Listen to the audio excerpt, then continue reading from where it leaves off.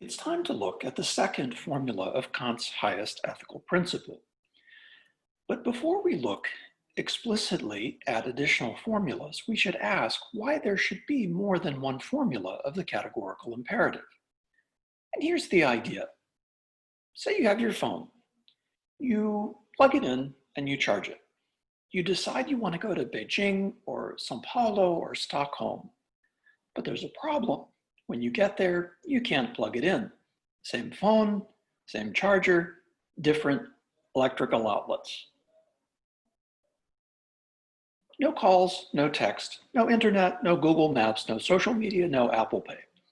You only have to make one international trip in your life to know that you need to carry something like this.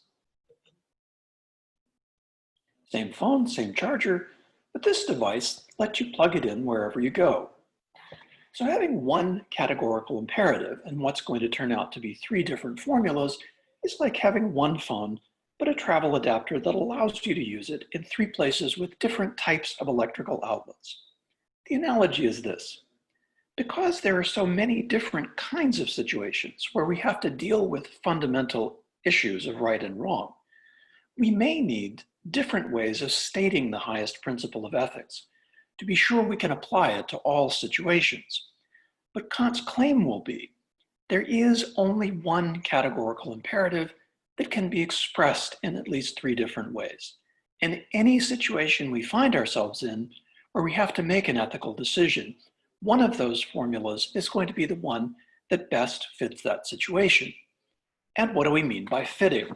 Well, we tried different ones, and we soon discovered that one of the formulas gives us a clearer answer than the others about whether a particular decision is ethical or unethical.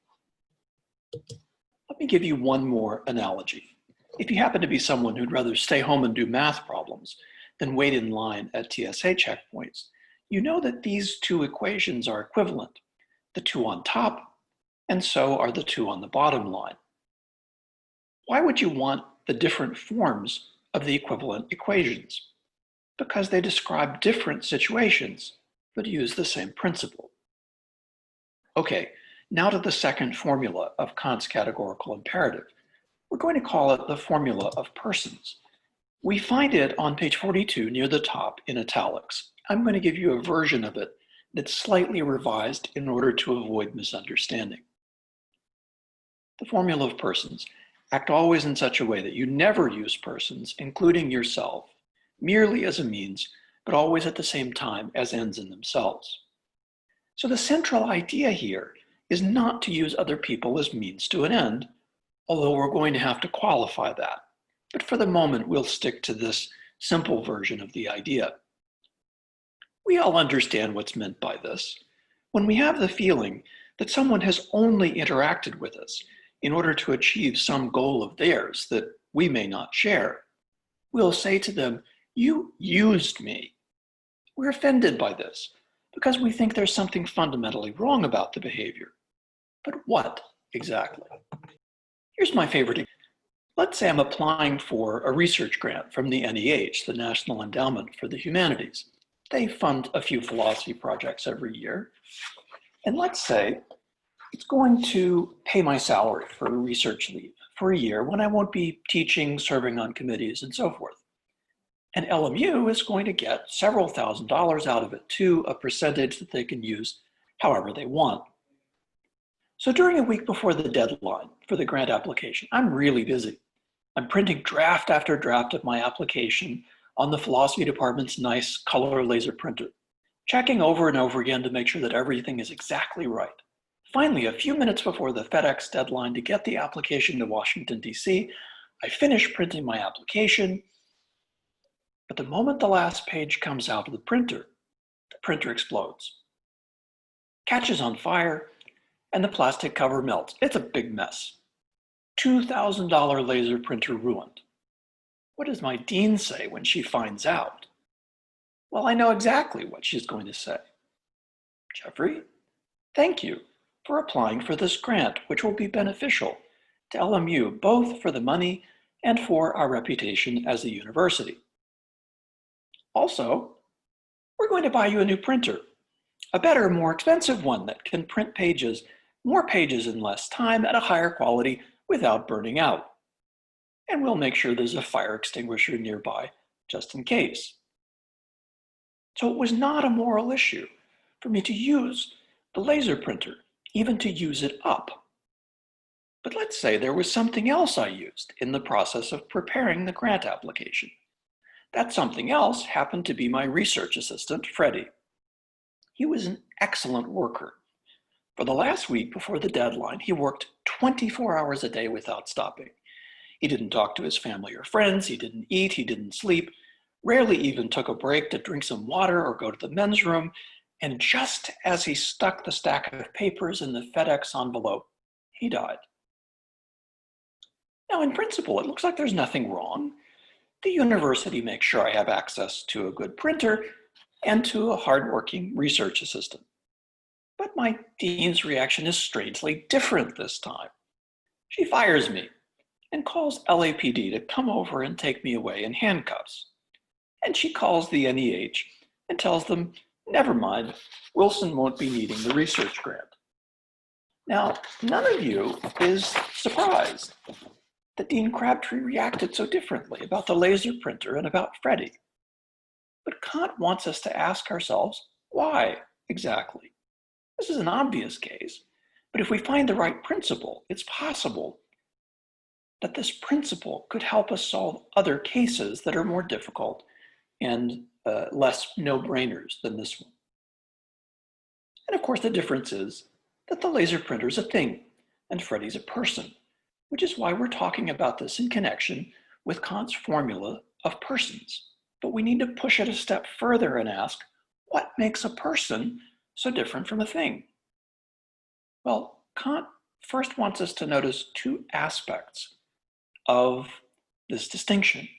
The first of those he articulates on page 46 is that things and persons have two different kinds of value. Things have extrinsic value. We express the value of a thing as a price. Again, the value of a thing is extrinsic. That means its value comes from outside itself. But where does it come from exactly? Well, things are valuable for rational beings like us who have certain goals that we want to achieve. Kant's word for goal is end, and things are useful as means to those ends. If rational beings don't place a value on things, we don't give them a price. Nobody buys and sells them because they're useless to us. As a means to some end, to make the point very precise, the value of things comes from persons. So what about persons? Persons have a special kind of value, a dignity, and this is different from a price because dignity expresses an intrinsic worth of the person. Persons possess worth regardless of what value anyone else might place on them. But why is that? On what grounds do persons possess this intrinsic value, this dignity? Kant writes about it toward the bottom of page 45, and he uses language that is not transparent at first glance. He says that to be a person is to be an end in itself. So we'll have to understand that description, end in itself, if we want to understand why it's wrong to use a person as a means to an end, for instance, to use up Freddie. And this is probably the most important point in Kant's ethics. Kant believes that the special value of persons comes from the fact that not only are we the source of prices, those extrinsic values that things possess, persons as rational beings are the source of all values, including ethical values. On the basis of reason, persons generate ethical values from within ourselves by taking the principles of universality and necessity that make us rational in the first place and applying them to our actions in a way that is analogous to the way that a scientist takes the principles of universality and necessity and applies them to nature in order to gain knowledge about it. So what gives persons our dignity is that we are the legislators of the ethical law. Each of us generates ethical values out of our own reason. Now, Kant is optimistic that we all are going to generate the same values because these values simply are that any rule we choose for our own actions should be applicable universally and necessarily. In a way, this can be really shocking for many of us. Don't ethical values come from religion, from God? Or at least, don't they come from tradition or society or culture? How could ethical values and ethical rules come from within an individual person and still hold for all rational beings?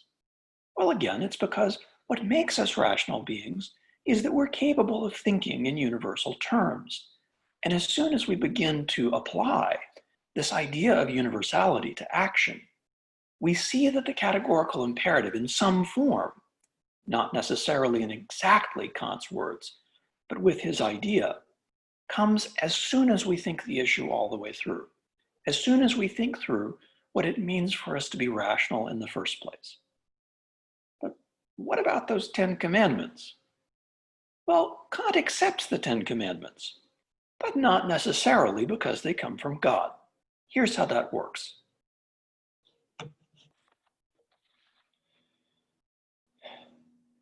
Back near the beginning of Western philosophy, a man named Socrates asked the people around them this question: is something right because God says it, or does God say it because it's right? Socrates comes down on option B and thinks it can't be any other way. After all, there are different religions. They don't all say the same thing about what God commands. Also, God's commands are communicated to us by human beings. Sometimes they're wrong, and sometimes they're power hungry. This is an issue that Kant is very sensitive to in his own time. Religion and political power are very much linked throughout Europe in his time, at least prior to the French Revolution. So Kant knows that there are both politicians and religious leaders who abuse their power by saying that God commands certain things that are in fact just ways of making themselves rich or even more powerful or getting them something else they want. So for Kant, it's always left to the individual person of faith to determine whether something we're told is coming from God is actually God's command or not, or someone's misinterpretation, accidental or deliberate, of what God commands. So in this way, the person of faith is no different from the atheist. All of us have to generate ethical values from within ourselves. The atheist, because she believes there is no God. The person of faith, because she believes there is a God, but she has to compare what people tell her about God's commands with her own reason, because other people can't be trusted to tell us what God says or means. So again, persons have a special value called dignity, because we are the source of the moral law. We are ends in themselves, meaning both that we have ends or goals of our own.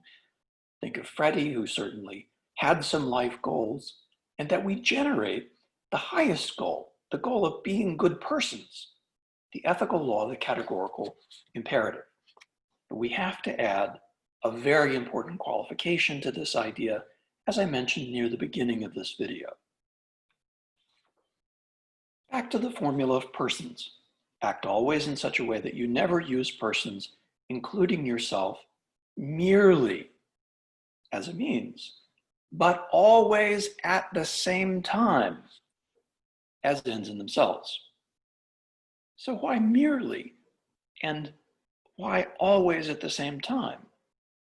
The explanation is quite simple, but we need to pay close attention to it if we want to understand the formula of persons and apply it correctly. It cannot possibly always be wrong to use other persons as means to an end. You're doing it right now. You're using me to learn, to get a grade, to earn a degree. How dare you? You used your parents to survive up to the time when you could be independent. You used your friend last year before Corona to drive you to LAX to catch a flight. In fact, human beings are highly interdependent on one another. We absolutely have to use one another all the time. Even when you don't realize it, you are using as a means all those people who work for LADWP when you use electricity. That's the merely. What I did wrong when I used up Freddie the way I used up the printer is that I used him as if he were a thing, as if he did not have ends and goals of his own, as if he did not have the dignity of a rational being who generates ethical value from within himself. But it is possible to use someone while paying the necessary attention to their dignity. In Freddie's case, not using him merely as a means would have meant that I would place certain limits on what I ask of him, so that I would not interfere with his life's goals, and so that I'm not reducing him to a thing. The ultimate using somebody as a thing would be slavery, or maybe genocide, murdering millions of people in order to pursue some bizarre idea of cleansing a nation. But most of the ways that we use other people do take into account these appropriate limits.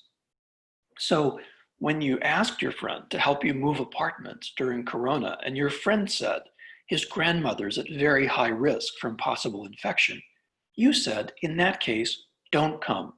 We'll be fine without you. You respected the value of persons over the value of things. Slightly different version of this formula of persons, where he asks us to think of ourselves as belonging to a whole system of persons across the world, or potentially across the whole universe. The idea is the same. But finally, let's think just a bit more about this concept of persons. Kant defines a person as a rational being, and he's sure there are other rational beings in the universe, non-human, extraterrestrial, intelligent life forms. And it will help us to make sure that our ethical values are really universal. If we think about what would happen if we meet extraterrestrials, what ethical values would apply to our interactions with them? So the system of persons idea I just mentioned is like one of those science fiction series where there's a legislature, a kind of Congress, that's made up of both humans and all kinds of aliens who get together to make laws. Now, Kant did not think that there were any intelligent, rational life forms on the earth except humans. And I am convinced he was wrong. And I'll tell you just one story that I think should at least make you doubt what Kant says about this. There used to be a professor at LMU. He was a professor of business ethics who did very important research on animal ethics and specifically on dolphins. He went on a lot of ocean dives with scientists who study dolphins. This is his book. One summer, he was about to go on a dive, and there were some divers on the trip who had not been around dolphins before.